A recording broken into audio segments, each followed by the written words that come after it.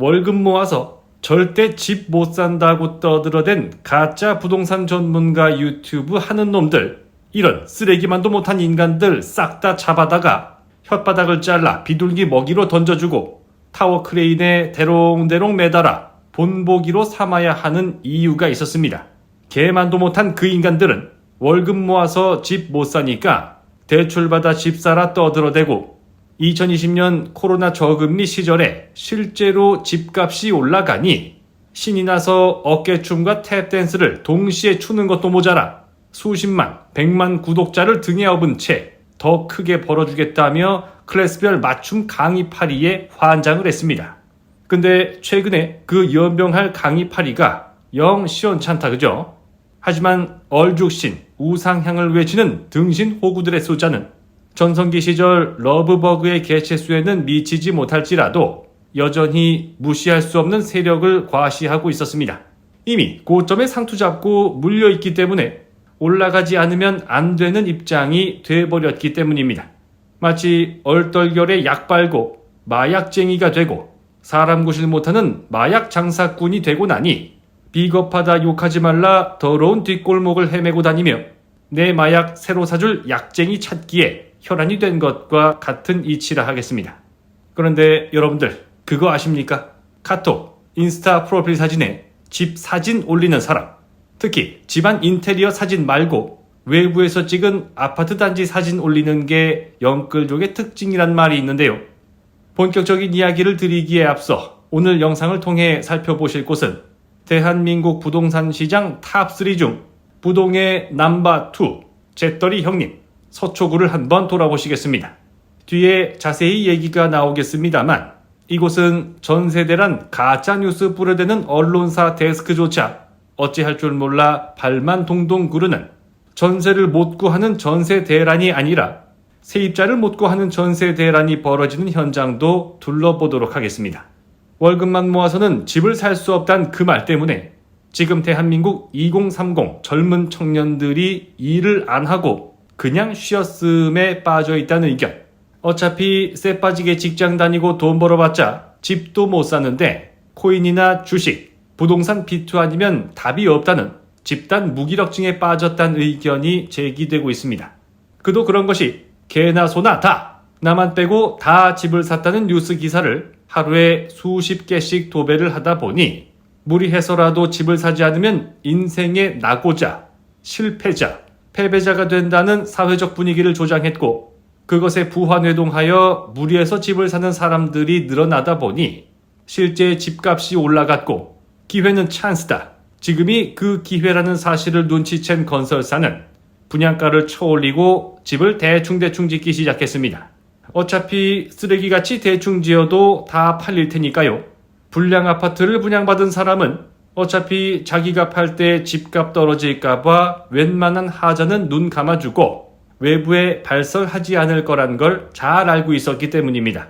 그러자 가장 쓰레기 같은 놈들, 가짜 전문가 부동산 유튜브 제작자들이 설거지 부대를 동원하고 나타나 분양가는 오늘이 가장 싸다며 청무피사, 선당후검 같은 국어사전에도 없는 개소리 같은 단어를 만들어내 투기 광풍을 불러일으켰습니다. 사실 코로나 전까지만 하더라도 30대라는 젊은 나이에 내 집을 갖는다는 것은 정말 대단한 업적으로 취급받았습니다. 물론 집안이 좋거나 젊은 나이에 사업이 대박나서 부자가 된 특이한 케이스도 있겠습니다만 4년제 대학 나오고 바로 취업해도 20대 후반에 직장 생활을 시작하고 크게 잡아 1년에 3천만 원씩 돈을 모은다 치더라도 10년을 모아야 3억입니다. 그걸 이자 한 푼 안 들어오는 자산시장에 꼬라박고 대출까지 땡겨서 집을 사는 병신 호구짓이 성공한 인생의 모습이라는 뭔 말 같지도 않은 개소리에 홀라당 넘어가 버린 것입니다. 그러니 무리해서 집 산 젊은 청년들은 대출 원리금 갚느라 투잡 쓰리잡 찾느라 여념이 없고 자식 새끼 낳으면 돈이 들어가고 무리해서라도 집을 사두면 돈이 늘어갈 거란 헛된 망상을 실행에 옮기다 보니 출산율도 개판난 거 아니겠습니까? 마치 JMS 정명석처럼 광신도들 불러 모아 영끌 교리를 설파한 개 쓰레기반도 못한 인간들의 가장 큰 죄는 노동의 가치를 폄하하고 근로소득의 의미를 훼손시키고 대한민국 내수시장을 박살내버렸다는 겁니다. 그 죗값으로 혓바닥 하나쯤은 잘라줘야 되는 거 아닐까요? 그쪽 부류의 인간들이 주로 활동하는 채널과 커뮤니티에서 지금까지도 자주 등장하는 내용이 하나 있습니다. 지금 집값이 거품이다, 비싸다, 뭐라 하지만 과거에도 집값은 비쌌다며 근거로 내세우는 신문 기사입니다. 이걸 보면서 맞아요. 이 지랄 하는 인간들도 참 많은데 진짜 좀 맞아야겠습니다. 주먹 말고 팩트로 한번 때려보겠습니다. 물론 지능이 모자란 것을 넘어 능지가 처참한 수준에 이른 경우 하나도 아프지 않을 겁니다. 무슨 말인지 못 알아들을 테니까요. 일단 국토개발연구원에서 전제로 한 조건들부터 살펴볼까요? 첫 번째, 28세 직장인의 세전 연소득을 800만 원으로 설정했는데 서울의 주택 분양 가격을 평당 400만 원으로 가정했습니다. 서울 집값의 평당 가격을 사회초년생 연봉의 절반으로 산정한 겁니다.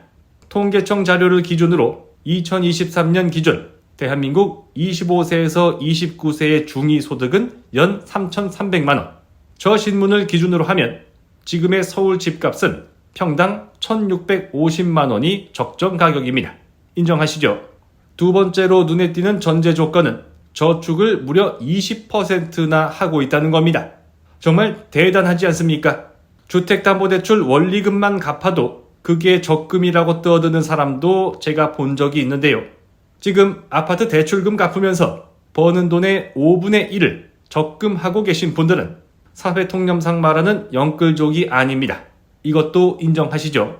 세 번째, 1991년 당시 국토개발연구원은 연간 실질 임금 상승률을 6.6%로 집값 상승률을 5%로 가정했습니다. 집값이 올라가는 속도보다 소득이 올라가는 속도가 높았던 시절입니다. 저 당시에 지금처럼 월급 모아 집 못 산다 떠들었다가는 남영동까지는 아니더라도 어디 으슥한 데 끌려가서 개 쳐맞았다 이 얘기입니다. 그런데 제일 중요한 사실은 소득과 주택가격 상승률이 둘 다 굉장히 높게 가정이 되어 있는 이유. 저 기사가 나온 1991년 5월을 한번 생각해 보시기 바랍니다. 그냥 큰 제목만 보고 저 때도 집값은 비쌌다고 하는 무식한 분들이 아니라면 무릎을 탁 칠 수밖에 없을 겁니다. 대한민국 최초의 공급 폭탄, 바로 1기 신도시의 본격적인 입주를 앞둔 시기였다는 거 아니겠습니까?